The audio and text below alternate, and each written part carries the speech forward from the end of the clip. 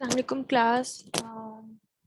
Previous lectures में हमने बात की ग्लाइकोलिसिस की, जिसमें हम ग्लूकोज की ब्रेकडाउन कराते हैं इनटू द पायरुवेट। यहाँ तक हमने इसको कंप्लीट किया था, उसके बाद हमने इसकी सिग्निफिकेंस पढ़ी थी। अब हमने जो आज टॉपिक शुरू करना है वो हमने देखना है कि जो पायरुवेट ग्लाइकोलिसिस में बनता है या पायरुविक एसिड जिसे आप कहते हैं, फर्दर उसकी क्या फेट्स है कि वो कहाँ कहाँ जाता है। ठीक है। जो यहाँ तक ग्लूकोज से लेके पायरुवेट तक था ग्लाइकोलिसिस, ये एरोबिक भी हो सकती है, एनारोबिक भी हो सकती है। कैसे?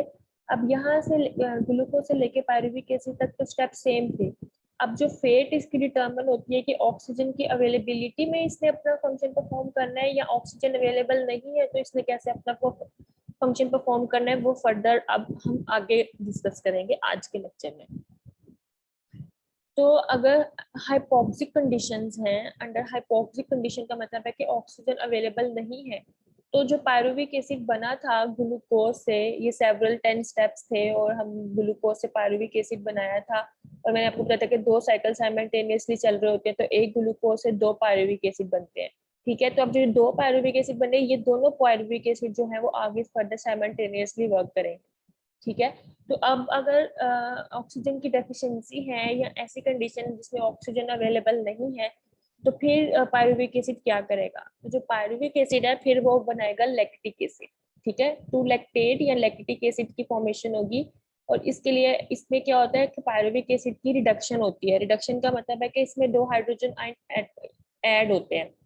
जो ये बना है आपके पास स्ट्रक्चर, यहाँ पे आके ऐड हो जाएंगे हाइड्रोजन और हाइड्रोक्सिल ग्रुप, और ये जो डबल बॉन्ड वाली ऑक्सीजन है ये रिमूव हो जाएगी, और जो है फर्दर फिर हमारे पास लैक्टिक एसिड बनेगा ये। ठीक है। इसे लैक्टेट या लैक्टिक एसिड कह रहे हैं आप। ठीक हो गया।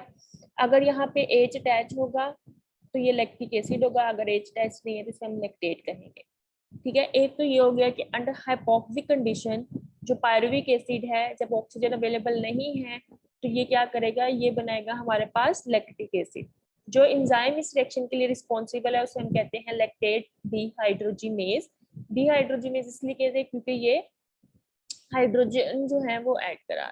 ठीक है। इसके अलावा ये रिएक्शन जो है वो रिवर्सिबल है। रिवर्सिबल कैसे है कि जब ऑक्सीजन अवेलेबल हो जाएगी तो जो है वो लैक्टिक एसिड दोबारा पायरुविक एसिड बना देगा। ठीक है।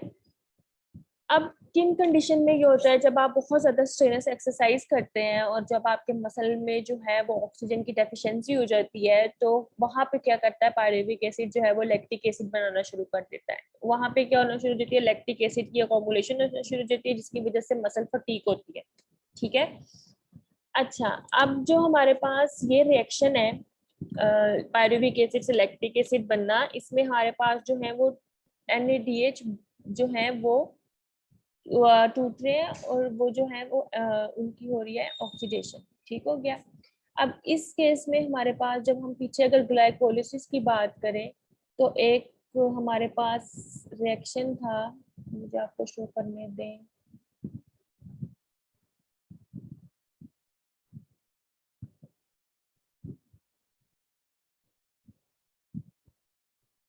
तो ये वाला रिएक्शन था, ग्लिसरल्डिहाइड 3 फॉस्फेट से 1,3 बिस फॉस्फोग्लिसरेट बन रहा था। अब यहाँ पे हमारे पास 2 NADH बन रहे थे 2 NAD से, और जो हमारे पास ये है इसमें हमारे पास 2 NADH से 2 NAD बन रहे हैं। ठीक है। मतलब उससे उल्ट रिएक्शन चल रहा है। अब क्या होता है कि जो हमने यहाँ पे बनाए थे, जो हमें ग्लाइकोलिसिस से ATP मिल रहे थे और जो NADH मिल रहे थे, जिन्होंने बाद में जाके हमारे पास जो है ATP फाउंडेशन करते, क्योंकि मैंने आपको बताया था जो NADH होता है या FADH होता है, ये स्मॉल पॉकेट्स होते हैं, प्रिकर्सर्स होते हैं। ये बाद में इलेक्ट्रॉन ट्रांसपोर्ट चेन में जाते हैं और वहां पे ATP बनाते हैं। फिलहाल ये ATP नहीं बनाते। ATP एक हमें ये डायरेक्ट मिलते हैं ग्लाइकोलिसिस से। ठीक है। और एक होते हैं जो NADH FADH की फॉर्म में होती है, ये बाद में इनकी ऑक्सीडेशन होती है और ये हमें ATP देते हैं। फिलहाल ये प्रिकर्सर्स हैं एनर्जी के। अब जो हमने इस रिएक्शन में सिंथेसिस की थी वो हम यहाँ यूटिलाइज कर रहे हैं। ठीक है। तो अब हमारे पास जो एनारोबिक ग्लाइकोलिसिस है उसमें सिर्फ 2 ATP बनते हैं। ठीक है। और जब हमारे पास ऑक्सीजन अवेलेबल हो जाती है तो फिर ये रिएक्शन रिवर्स हो जाता है और हमारे पास जो है वो पायरुविक एसिड दोबारा बन जाता है। जब रेस्टिंग कंडीशन होती है तो small amount of lactic acid वैसे ही हमारी बॉडी में प्रोड्यूस हो रहता है, लेकिन जब आप सेवियर एक्सरसाइज कंडीशन करते हैं तो जो लैक्टिक एसिड है इसकी अकोमुलेशन इंक्रीज कर जाती है, ठीक है, और ये अकोमुलेट होना शुरू हो जाता है हमारे मसल्स में और कॉज करता है इंटेस्टिनल एडीमा या WBC इनफिल्ट्रेशन।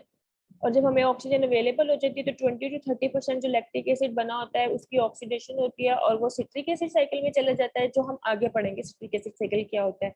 और जो रिमेनिंग हमारे पास लैक्टिक एसिड बचता है वो क्या करता है, वो जाता है हमारे पास लीवर में, वहां पे जाके वो दोबारा ग्लूकोज में कन्वर्ट होता है। और इस प्रोसेस को जो हम कहते हैं वो हम कहते हैं कोरी साइकिल। कोरी साइकिल बेसिकली क्या होता है, कोरी साइकिल होता है हमारे पास जो लैक्टिक एसिड बनता है ब्लड में, वो हमारे पास जाता है ब्लड में, ब्लड से जाता है वो लीवर में, लीवर से जो लैक्टिक एसिड है वो दोबारा कन्वर्ट होता है ग्लूकोज में, वो ग्लूकोज दोबारा ब्लड में आता है, मसल्स में जाता है, ग्लाइकोजन में कन्वर्ट होता है।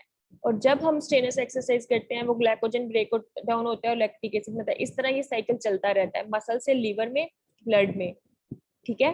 तो इस प्रोसेस को हम कहते हैं कोरी साइकिल। ठीक हो गया। जो कोरी साइकिल है, टू साइंटिस्ट थे, हस्बैंड एंड वाइफ, उन्होंने डिस्कवर किया था। इसके अलावा उन्होंने एक एंजाइम भी डिस्कवर किया था जिसका नाम है ग्लाइकोजन फॉस्फोराइलेज, जिसकी वजह से उनको नोबेल प्राइज मिला था। अब ये जो हम रिएक्शन देख रहे हैं, इस रिएक्शन की इंपॉर्टेंस क्या है। अब जैसे मैंने आपको बताया है कि जो यहाँ पे हमें NAD रिक्वायर होता है, ठीक है, यहाँ पे हमें NAD रिक्वायर होता है NADH की फॉर्मेशन के लिए। ये NAD हमारे पास आ रहा होता है इलेक्ट्रॉन ट्रांसपोर्ट चेन से, जिसके लिए हमें चाहिए होती है एनर्जी। अब जब हम एनर्जी डेफिशिएंट होते हैं तो फिर तो ये NAD हमें नहीं मिलेगा, ठीक है। जब ऑक्सीजन अवेलेबल नहीं होती और इलेक्ट्रॉन ट्रांसपोर्ट चेन नहीं चलता और हमारे पास NAD नहीं बनता, तो हम इस रिएक्शन में क्या यूज करेंगे कि फर्दर हम ग्लाइकोलाइसिस को कैरी आउट कर सके, ठीक है। तो उसके लिए फिर जो है, जो यहाँ पे NAD बनता है लैक्टिक एसिड से, ऑल्दो इसकी क्वांटिटी कम होती है जो हमें इलेक्ट्रॉन ट्रांसपोर्ट चेन से मिलता है, लेकिन फिर भी फॉर टाइम हम इससे काम चला सकते हैं कि अगर हमें ऑक्सीजन की डेफिशिएंसी है और लैक्टिक इलेक्ट्रॉन ट्रांसपोर्ट चेन जो है वो नहीं फंक्शन परफॉर्म करी क्योंकि उसको ऑक्सीजन की जरूरत थी और हमें तो यहाँ पे NAD की जरूरत है, ठीक है। तो फिर वो NAD हम जो है वो इस यहाँ से लेते हैं लैक्टिक एसिड जो हमारे पास बन रहा है, जो NADH जो है NAD में कन्वर्ट हुआ है, तो उधर से हम ले रहे होते हैं, ठीक है। तो इस रिएक्शन की ये इंपॉर्टेंस है। अदरवाइज अगर एनारोबिक कंडीशन ही प्रिवेल करती रहेंगी और हमारी बॉडी में ऑक्सीजन की डेफिशिएंसी है और वो नहीं कन्वर्ट दोबारा हो रहा वापिस पायरुविक एसिड में या कोरी साइकिल में जाके उसकी ऑक्सीडेशन नहीं हो रही, तो ब्लड में जो है वो लैक्टिक एसिडोसिस होना शुरू हो जाता है, लैक्टिक एसिड की अमोलेशन होना शुरू हो जाती है, ब्लड की pH डिक्रीज करना शुरू हो जाती है क्योंकि लैक्टिक एसिड एक एसिड है और जो कि हमारे सेलुलर फंक्शन को स्टॉप कर सकती है। अच्छा, अब ये हो गई थी हमारे पास अंडर हाइपोक्सिक कंडीशन की बात। अब अगर हमारे पास ऑक्सीजन अवेलेबल है, अब हमारे पास ग्लाइकोलिसिस हुई है, हमारे पास पायरुविक एसिड बना, और फिर पायरुविक एसिड कहाँ जाएगा, फिर पायरुविक एसिड फॉर्म करेगा, वो कन्वर्ट होगा एसिटाइल कोए में, एसिटाइल कोए में कन्वर्ट होगा और फिर जाएगा सिट्रिक एसिड साइकिल में, जिसकी मैंने आपको बात की, जिसके लिए ऑक्सीजन रिक्वायर है। अब अगर हमारे टिश्यूज में या टिश्यूज में सेल्स में ऑक्सीजन अवेलेबल है तो जो पायरुविक एसिड है वो एसिटाइल कोए की फॉर्मेशन करेगा। एसिटाइल कोए की फॉर्मेशन के लिए 5 स्टेजेस होती हैं जिसमें हमें 3 एंजाइम चाहिए होते हैं, जिनमें हमारे पास पायरुवेट डीहाइड्रोजिनेज, डाइहाइड्रोलिपोइल ट्रांसएसिटाइलेज, डाइहाइड्रोलिपोइल डीहाइड्रोजिनेज है, और 5 कोएंजाइम चाहिए होते हैं जिसमें हमारे पास थायामीन पायरोफॉस्फेट है, लिपोइक एसिड है।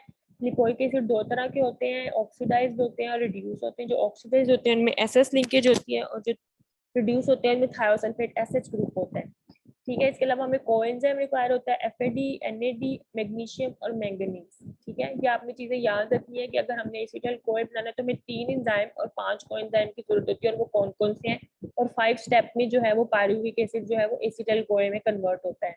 कैसे? स्टेप 1 की बात करते हैं। स्टेप 1 में क्या होता है, पायरुविक एसिड की होती है डीकार्बोक्सिलेशन। डीकार्बोक्सिलेशन का मतलब होता है कि कार्बन डाइऑक्साइड, कार्बन रिमूव होती है, तो कार्बन जो है वो कार्बन डाइऑक्साइड की फॉर्म में रिमूव होती है। तो इसमें जो हम कोएंजाइम यूज कर रहे होते हैं वो है थायामीन पायरोफॉस्फेट। पायरुविक एसिड जो है वो थायामीन पायरोफॉस्फेट के साथ कंबाइन करता है और हमारे पास हाइड्रोक्सी इथाइल थायामीन पायरोफॉस्फेट बनाता है। और क्यों? क्योंकि डीकार्बोक्सिलेशन रिएक्शन है तो कार्बन डाइऑक्साइड रिलीज होगी, ठीक है, कार्बन रिलीज होगा in the form of carbon dioxide. इस रिएक्शन में हमें जो एंजाइम रिक्वायर होता है उसे हम कहते हैं पायरुवेट डिहाइड्रोजिनेज। सेकेंड स्टेज में क्या होता है, जो हमारे पास हाइड्रोक्सी इथाइल थायामीन पायरोफॉस्फेट बनता है वो ऑक्सीडाइज लिपोमाइड के साथ कंबाइन करता है, मतलब जो एसएस लिंकेज है उसके साथ, और हमारे पास कन्वर्ट होता है एसिटाइल लिपोमाइड, और थायामीन पायरोफॉस्फेट जो है वो दोबारा सेपरेट हो जाता है और फिर यही चीज रीयूज होती रहती है। ठीक है, हर स्टेप पे जो कोएंजाइम्स हैं वो सेपरेट होते जाएंगे और वही बार बार यूज होते जाएंगे, नई से कहीं भी से भी नहीं आते। इस स्टेप पे जो भी एंजाइम यूज होता है उसे हम कहते हैं पायरुवेट डिहाइड्रोजिनेज। जो हमारे पास थर्ड स्टेज है उसमें कि जो हमने एसिटाइल ग्रुप बनाया था एसिटाइल लिपोअमाइड में, वो ट्रांसफर हो जाता है और वो कन्वर्ट होता है एसिटाइल कोए में। यहाँ पे जो हम कोएंजाइम यूज कर रहे हैं हम कोएंजाइम ए और डाइहाइड्रोलिपोइल ट्रांस एसिटाइलेज। ट्रांस एसिटाइलेज से आपको नाम से ही पता चल रहा है कि आपने एसिटाइल ग्रुप ट्रांसफर करना है, तो हम ट्रांस एसिटाइलेज एंजाइम यूज करेंगे। यहाँ पे हमारे पास एसिटाइल कोए बन जाता है और डाइहाइड्रोलिपोअमाइड बन जाता है। अब डाइहाइड्रोलिपोअमाइड है, जैसे हमने लिपोअमाइड सेपरेट करना है तो उसके लिए हम क्या करेंगे, जो डाइहाइड्रोलिपोअमाइड है उसकी ऑक्सीडेशन करेंगे विद FAD, ठीक है, by the help of enzyme dehydrogenase. ठीक हो गया, तो जो लिपोअमाइड है वो सेपरेट हो जाएगा और जो हाइड्रोजन आयन जो है वो FAD को चले जाएंगे और वो FADH2 बन जाएगा। अब जो FADH2 बना है हमने उसके दो हाइड्रोजन ट्रांसफर कर रहे हैं NAD को, उसके लिए भी हमें डाइहाइड्रोलिपोइल डिहाइड्रोजिनेज एंजाइम चाहिए होता है, और जो FAD है वो कन्वर्ट हो जाता है NADH+H में। ये हो गई 5 स्टेजेस।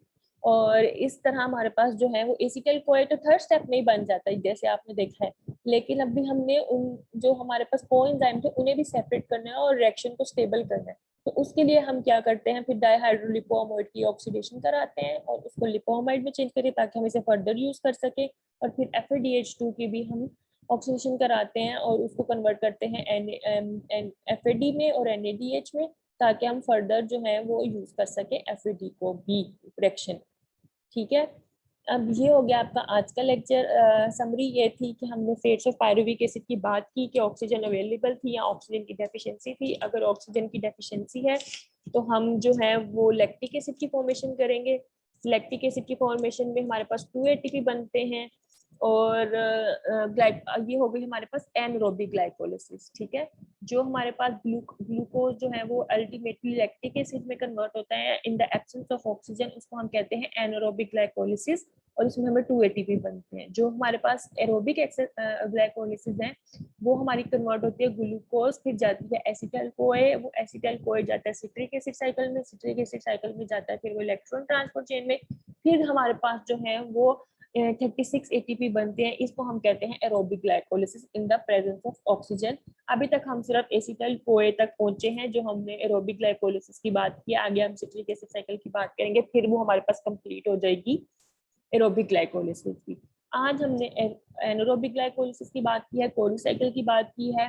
कि कोरी साइकिल क्या होता है, कोरी साइकिल होता है कि जो हमारे मसल्स में लैक्टिक एसिड बनता है वो जाता है ब्लड में, ब्लड से फिर जाता है वो लीवर में, लीवर उस लैक्टिक एसिड को कन्वर्ट करता है ग्लूकोज में, ग्लूकोज फिर जाता है ब्लड में और ब्लड से जाता है मसल में, मसल में जाके वो दोबारा कन्वर्ट हो जाता है ग्लाइकोजन में और स्टोर हो जाता है। जब कभी फिर ऑक्सीजन डेफिशिएंसी होती है तो वो ग्लाइकोजन ब्रेक डाउन करता है, लैक्टिक एसिड बनाता है। फिर जब लैक्टिक एसिड हमारा ब्लड में आता है और ऑक्सीजन अवेलेबल हो जाती है तो लीवर इसको कन्वर्ट कर देता है दोबारा ग्लूकोज में। इस तरह ये साइकिल चलता रहता है, इस साइकिल को हम कहते हैं कोरी साइकिल।